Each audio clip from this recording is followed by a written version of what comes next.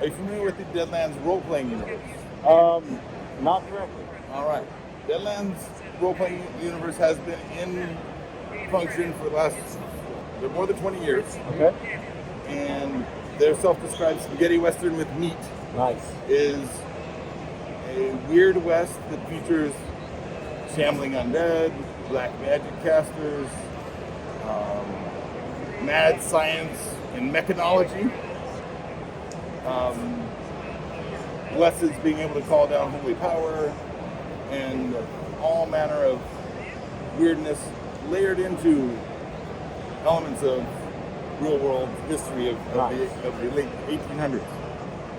So, a DoomTown game in deck is a combination of a board game, card game in a lot of situations. Okay. Card game wise,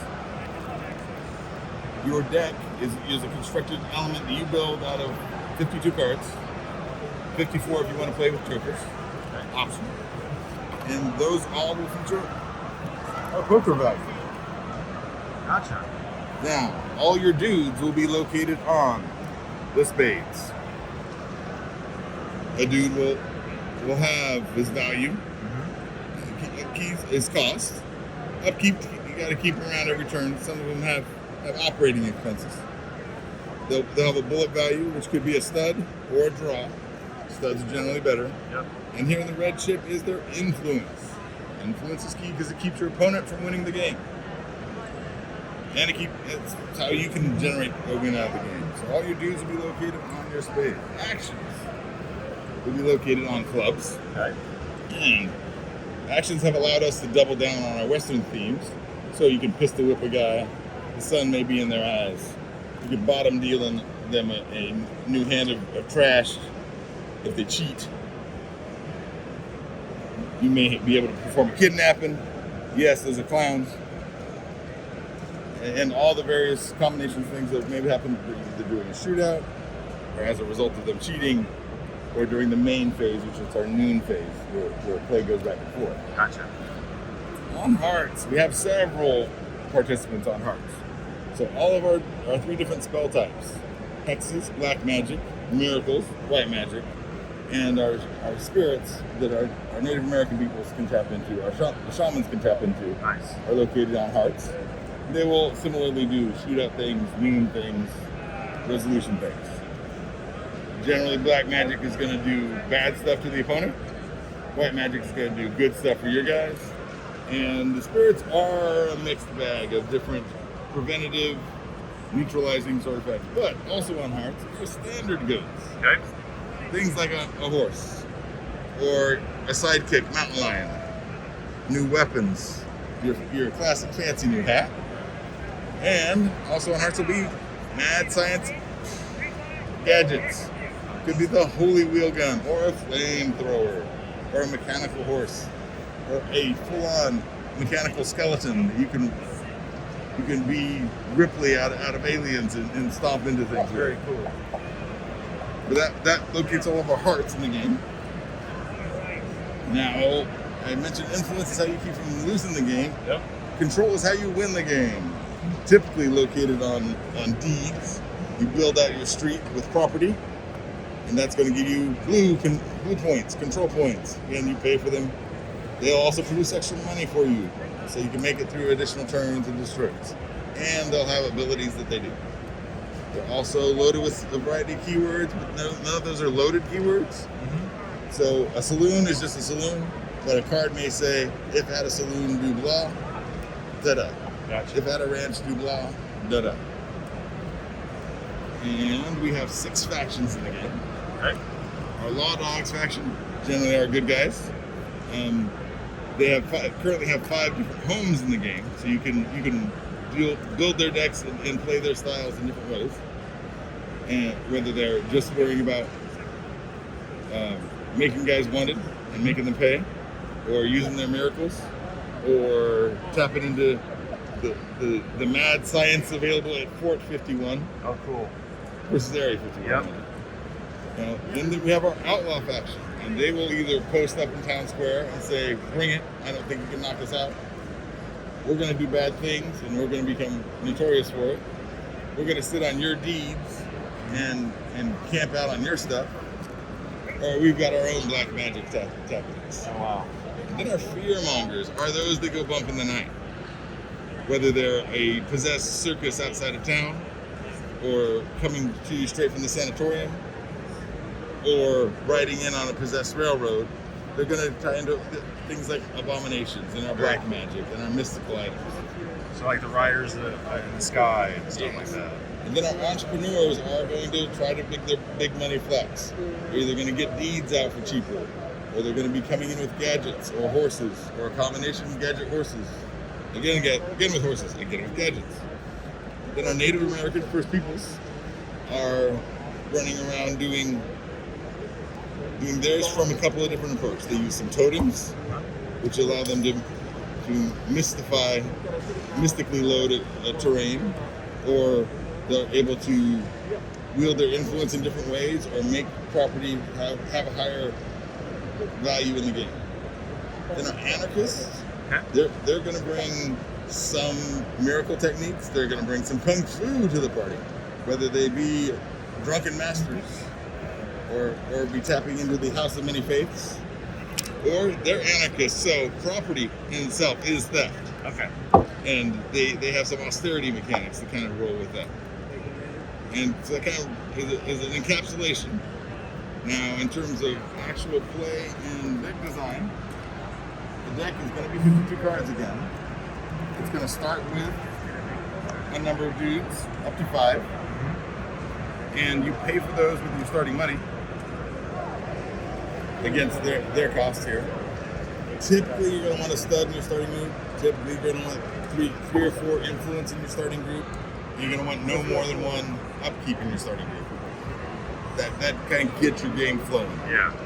And because you choose these, you choose them for the tactic that you want your deck to do. It isn't just, hey, these are the generic guys, I do a generic thing. You plan for what your deck does, and you start with those on the plan.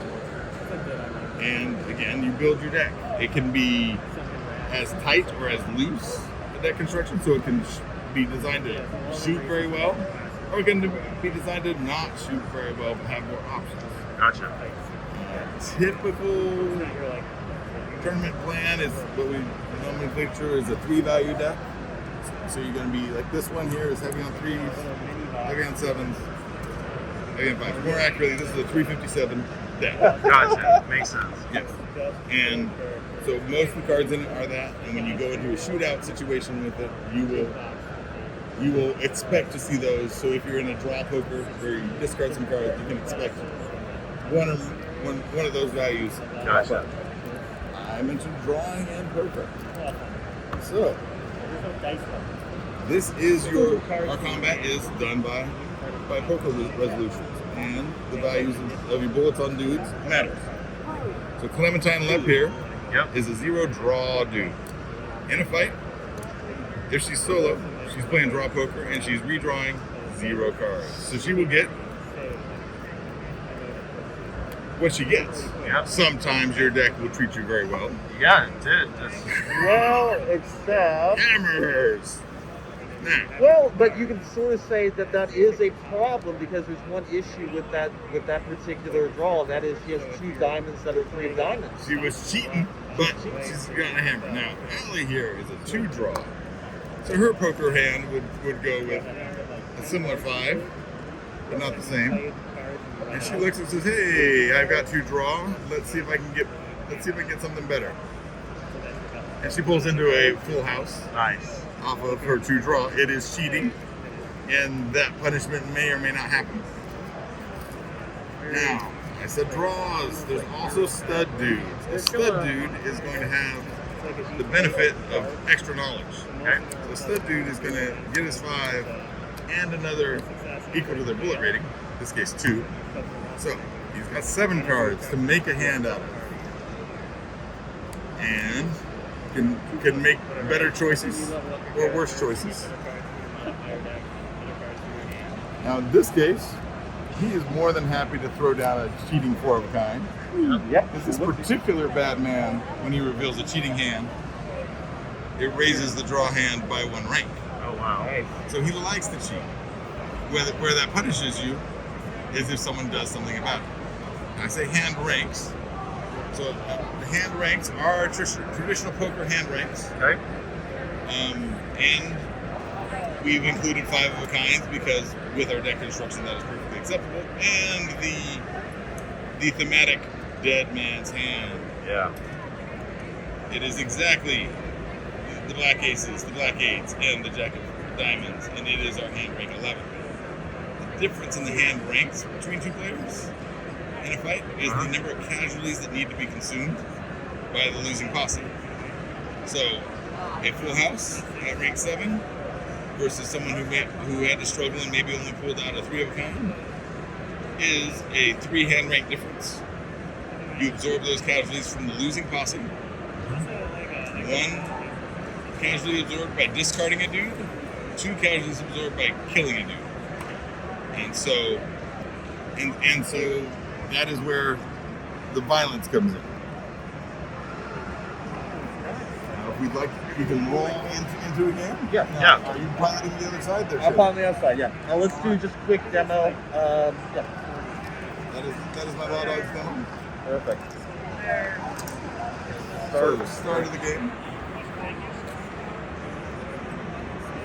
Starters to oh. Where are my starters?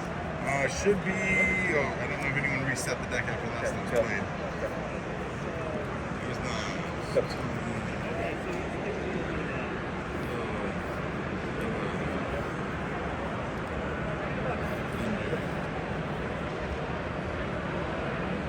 Oh, nice. Okay, I get it. Clam, I believe. That makes sense.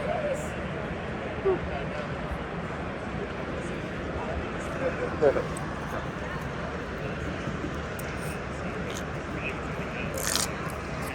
You can just tap it to change the focus.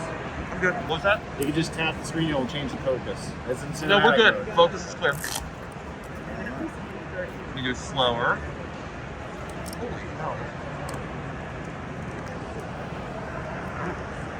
Alright. So then, the beginning of the game, each player will reveal their home, and there may be reasons to have a change up, but most players don't.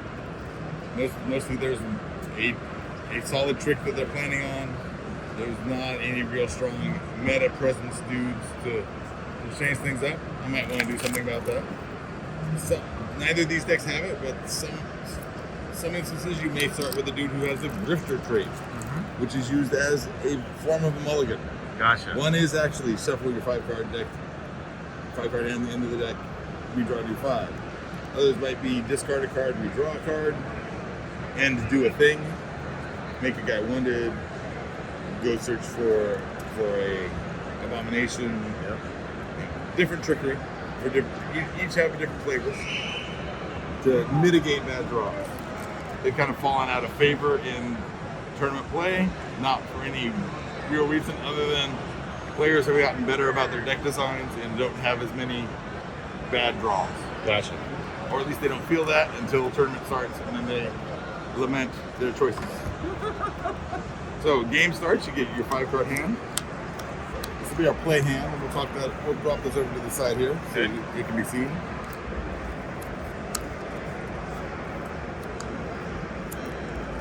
There we go. So those are the cards in your hand normally. Okay. And every turn starts with a hand of low ball. Are you ante up 1 ghost rock from your stack of winning remaining? Yep. And play a hand where the worst hand wins. This cheating full house is likely not going to be the case. And I'm playing with a pair of 8s. Pair of 8s is going to be his money. Nice.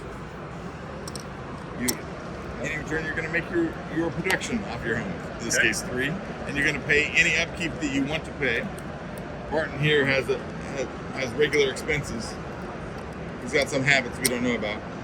So we're gonna cover his and only make 2 that turn. Gotcha. So since I will go first, I'm going to go ahead and I'm going to pay 2 because there's 2 there. I'm going to pay for the general store.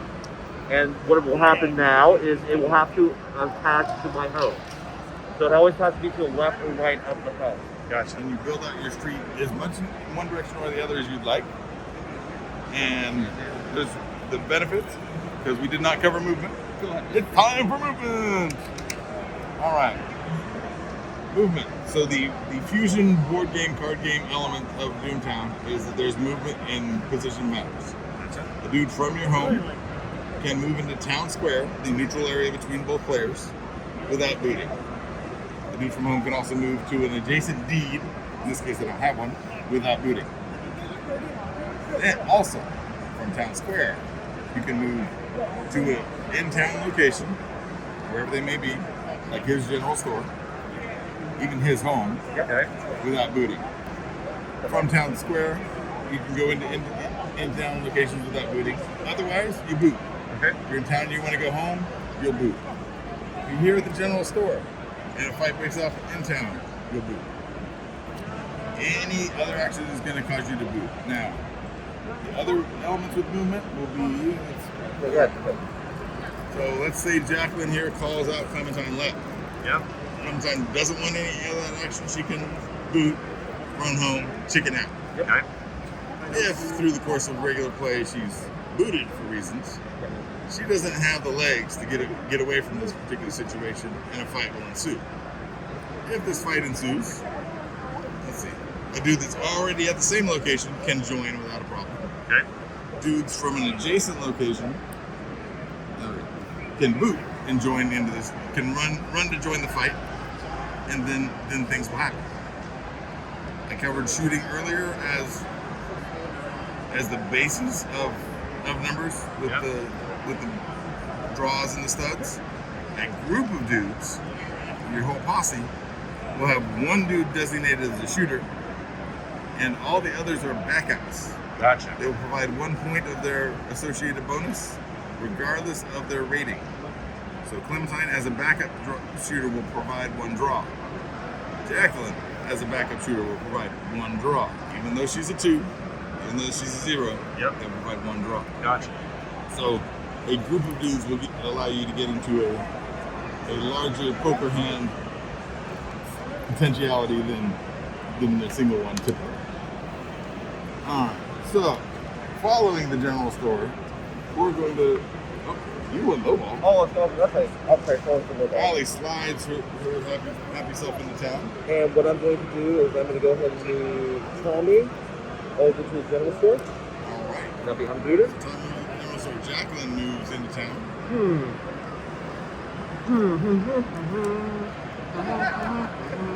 Now, we're going to go ahead and also move Philip to the general store.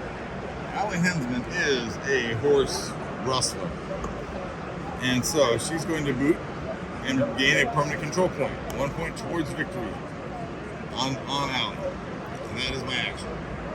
So what I'm going to do now is, now I've got to make a decision. Do I want to go after and try to eliminate that point? It's kind of early on. I don't feel particularly threatened.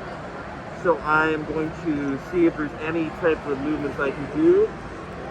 I probably will spread out, since that will give me some points, or give me some ghost rock. I'll pay 2. And I'll put it. Go to the orphanage. Yep, good. Now just, Lawrence Blackwood is coming to town. and I'm going to move to the Don't let the orphanage. mask fool you. And I will send Barton Everest into town. Move to the orphanage. All right. That is very exciting. I will boot my home. And Lawrence Blackwood here is going to say, we are a bad man. If you don't kick me out of town square by the end of this turn, I'm either going to get an extra ghost rock, Yep. or I'm going to get a control point towards victory. So what I'm sensing is now I have to react a little bit stronger. So, as that is your move, I am going to go ahead and I probably want to get move my. Well, that would boot you. Yep. You're from the general store. Yep, it will. All right. I'm actually going to have a field day with this. So, from my hand, Here we go. we're going to recruit the itinerant drunk Buford Hurley. If he happens to be at a saloon, he will drink some of the profits. So I'm going to go ahead and move him out. From home? All right. We've got the budget. Yep, We've there got we the go. power. We're going to buy a shotgun for Buford Hurley. Scattergun. So I can choose an ace, kill, an opposing dude in the shootout with value less than or equal to this dude's bullets. This dude's bullets are currently 3 plus the shotgun, which means I can if I get into a fight, that will straight up kill a dude whose value is 4 or less. Oh wow. You will notice my friendly Law Dog friends have brought Tommy to the table with his 3. Sometime up with her ace. Phil with his 2. These 6s are a little bit out of Buford's shotgun range, but we will conquer that as a man. Right. Change you. And I will go ahead and boot and move Thunder. Move the Thunder to town square. Buford early will move to town. Yeah. Well, this is fun. I'm going to go ahead and we're going to move Phil. No, don't do it. Oh, that's right, shit. All right. You want to put a bounty on it. Okay. So yeah, I need to put. So I'll go ahead and do bounty up. So yeah. So Law Dogs can right. make dudes wounded. So I'm I'm gonna not tap. sure how scrupulous this is that you can just decide who you want to put It's the law paper out dog. on, but you can put paper out on somebody. So I'm going to go ahead and boot, and I think I've got to do greater than your bounty 1. So you're good for a 0 influence dude. Let's go ahead and we'll make Go Buford because he's probably going to be involved. So Buford's going to be wanted. So Buford is now a wanted man. Yep. This is done with usually the same currency you use to designate money, in this case white poker chips. This bounty will be awarded to my opponent if he gives Buford a dirt nap through various means. Gotcha. And it is not capped at 1. Yep. If he does more nefarious activities, he may build up a hefty price on his head, which then can turn the whole game around if the untoward were to occur. That's yours. It is mine. All right, I don't like that, particularly with the Thunder Boy involved. So I'm going to add an extra layer of maneuvering. Buford is going to move. Oh, nice. He's going to move onto here. Okay. And action to you. I know. God. So, that is private. It is. So there'll be likely some extra bounty being involved. So, I believe 1, and you give me a 2, which is nice. So, I believe I have to call out Buford in that particular location. That would be inappropriate as No, he's booted. You're right. if he is booted, Okay. it's going to stand around. Now, you do have Yeah. a standing Clementine in town square who can call some noise. Okay, so I probably will call Clementine, and I will go You ahead. can either walk into the location if you want to get back to the general store, or you can call out someone in town. So I probably will then call out. It makes sense to call out Allie because she does have the police, so let's go ahead and sometimes I call out Allie. I will accept your call out of Okay. Miss Allie. So now we As will, the aggressor, who is your posse? so the first thing we'll do Put you is guys over one put zone. that way, so that's the easy part, and I'm going to go ahead and make that my posse for right now. But then I get the shootout action. For So, right now, that is accurate. great. My posse will be Allie, who has to, because Jacqueline will join and she will make herself into a stud, courtesy of her action. Based on cards we have in hand, nothing's too terribly exciting. So we're going to join with Barton Everest, Okay. and we would be joining with Lawrence Blackwood. And actually, we are also going to boot, Fair enough. and we're going to bring in the Buford early. Okay, so that's your posse versus my posse since I So won. this dude was adjacent, so he had to boot to join this fight because it wasn't where he already was. So now I'm going to shoot out actions, and I'm going to do that first. I'm going to go ahead and the stakes have raised, which means I'm going to move Willa to there, and that would be unbooted and. Without booting, and she's now a stud. Yep, good. And now it's good. Alright, so I'm going to fire this shotgun deep into the dome of Mr. Tommy Harden, Oh no! Fun. and we will see how that goes. Okay. So, let's go ahead. So now I've got.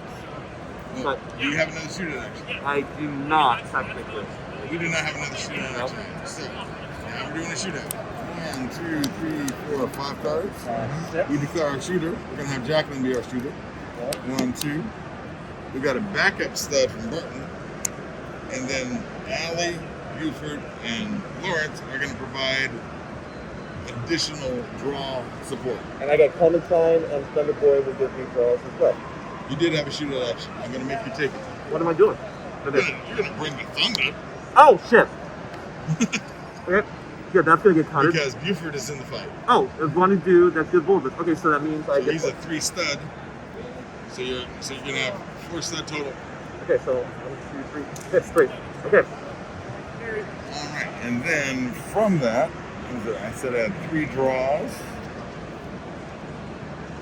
I got some 3s, I got some 5s, I got some 7s.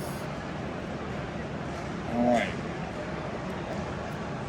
Now it becomes a question of what to discard and then what to redraw.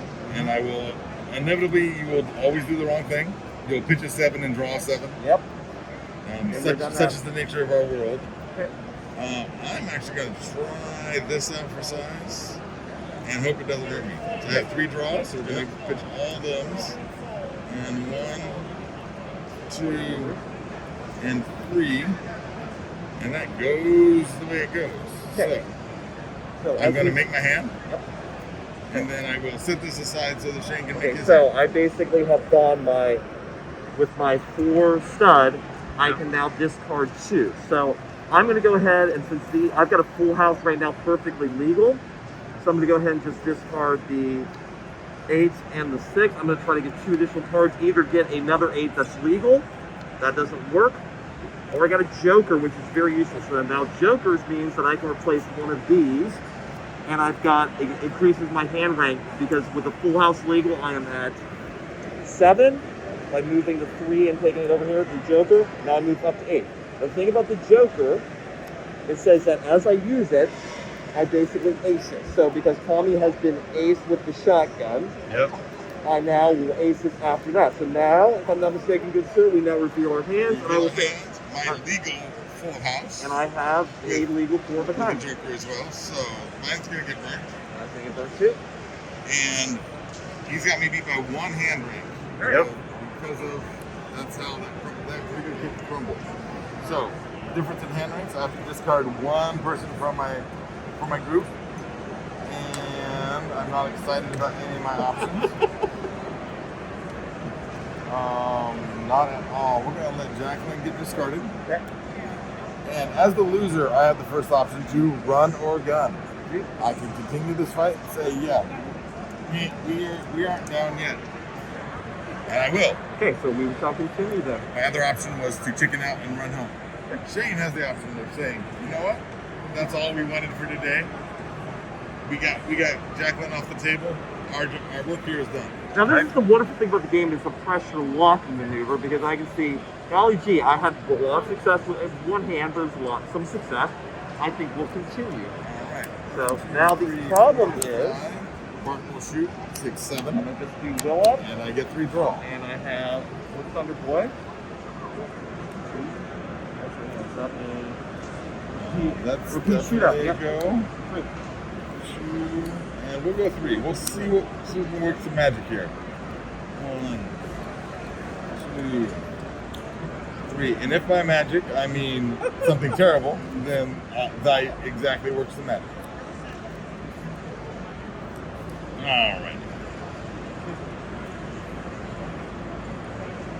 What magic did Shane come up with on the other side of this table? Oh, magic is my middle name, because once again, I managed to get a legal 4 of a kind.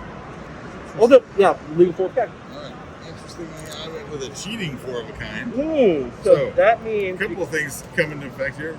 Number 1, Barton Everest says it's 1 hand rank higher.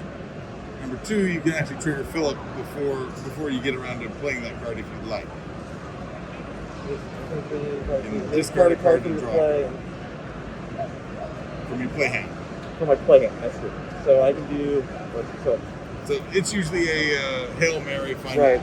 find me a cheating card. Well, I've got one cheating card there, and I don't like that. So let's go ahead and we're going to use the cheating. Not so much. Okay, so so now I've got I'm your Huckleberry. Sorry. Cheating card. I'm your Huckleberry. So He's going to take control of one of my guys for the duration of the shootout, right here and now. And it does not change the fact that I've got him beat by one hand range. Yep. What it is going to change is it's likely going to be my recently borrowed dude that is going to be the casualty of this interaction. So, Shane, who would you like to take control of? You know, Barton looks absolutely lovely. I think I will take control of him. And then he's taking control of just long enough. Now you have one casualty you need to absorb. So. You know, it's funny you should mention that. I think Barton needs to go away. All right, now Barton gets discarded, and I assume the face of much sadness. And now my remaining posse has no studs in the fight. So if I were to continue, I'm going to get 5 cards, and there's going to be a lot of prayer involved. So I will then chicken out like the yellow-bellied coward that I am, and run my dudes home. You may. Actually, sorry. I did that in the wrong order. Yeah, that's fine. As the winner. As the winner. Yep. As the loser. Because you were still the losing right. posse. So Do I you would want to chicken out, right. or do you want to? Because I know for that exact same reason, I had a stud in play. I have the stud advantage. I would have stuck around. All So right. now, Then my guys will run home. right? Okay. And your guys are there because you chose to stick around. Correct. If I had some other dirty tricks, I could walk into town square and then cause other fighting. All these shootout effects go away at the end of the fight. Sure. I will actually have an action or two left.